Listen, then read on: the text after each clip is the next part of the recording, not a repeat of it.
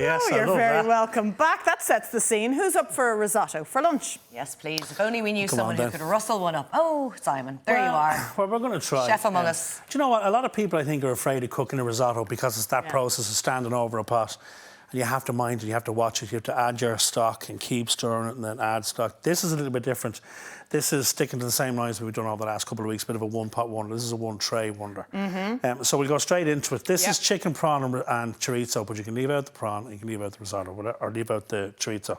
We're going to start, like any good risotto, with some onions. And I've got 3 large red onions that I've just roughly chopped. Okay, now I wanted to show you this part of the process because every good risotto has to start like this. Okay, so you start with your red onions. And I've got 2 cloves of garlic and I've crushed them.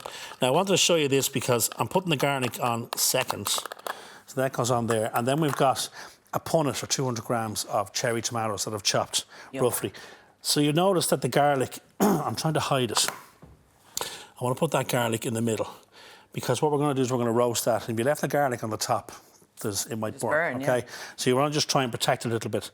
So a drizzle of olive oil. No seasoning at this point. Okay. We preheated our oven to 200 degrees and we're going to pop this in for 20 minutes, okay? Okay.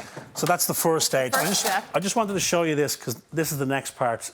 When these have had 20 minutes, this is what it comes out like.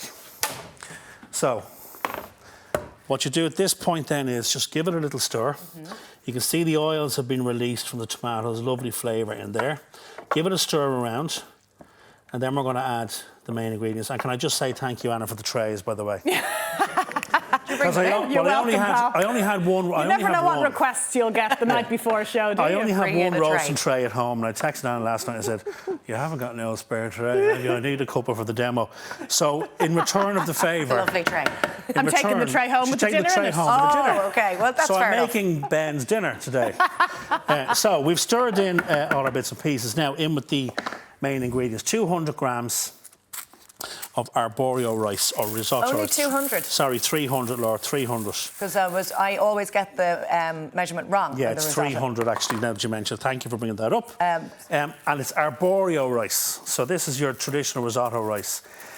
And the reason you use these for risotto, this rice is, the actual grain is bigger than standard rice. So this rice will take on all the liquid that we're going to add to this risotto, which is the key to a good risotto. Okay. Now, I'm stirring the rice in because I want to coat the rice in that oil, in the rapeseed oil and the flavour that's come from those red onions and that garlic. Now, you haven't done anything with that rice before now? Done nothing. It's uncooked, ready to go. So in we go. Just stir it through. And then we're going to add, as I said earlier on, in a normal risotto, you add your stock gradually. You add a ladle in, you stir it till it goes. This, we're going to put all the stock in at one point, okay? And you might think this is a lot. Excuse me, this is a litre of chicken stock. Now, you can use vegetable stock, you can use fish stock, whatever you like. I like using the chicken stock in terms of flavour. Yeah. So get all of your stock in there. And again, take your time, just Now, you see, I would be worried that that's too much liquid, would you? You'd be amazed. I've made it before and it's quite watery when I don't have the right amount of I'm going to show you the little trick. So our stock has gone in and then we're going to add our chicken. So I've got 3 large chicken fillets and I've just cut them down to kind of bite-sized pieces. Okay? So our chicken goes in there and then our chorizo. And we've got 200 grams of chorizo, again, chopped down to bite-sized pieces. And you use the mild one, Simon, yeah? I do. Yeah. Yeah, but again, if you like it spicy, go for it, by all means, go for it. But I suppose if it's for the whole family, it makes sense to use the mild one. If you want to try and get the kids to eat it, start off with the mild one. And I always do the mild one because I'm a wuss. Yeah. So that's our main ingredients. Now, so you're not putting any wine in or anything, just the stock? No wine. So we're going to add a little pinch of saffron. Because again, we're going to try and get some flavour and some colour into our rice. Lovely. And the tiniest pinch of rosemary, like I'm talking about 1/4 teaspoon of rosemary. Now, rosemary would normally be a good bedfellow for lamb, but it does work really, really well with chicken. And this is the tiniest little speck that I'm putting in there. So you've got saffron, you've got rosemary. Still no seasoning gone in there.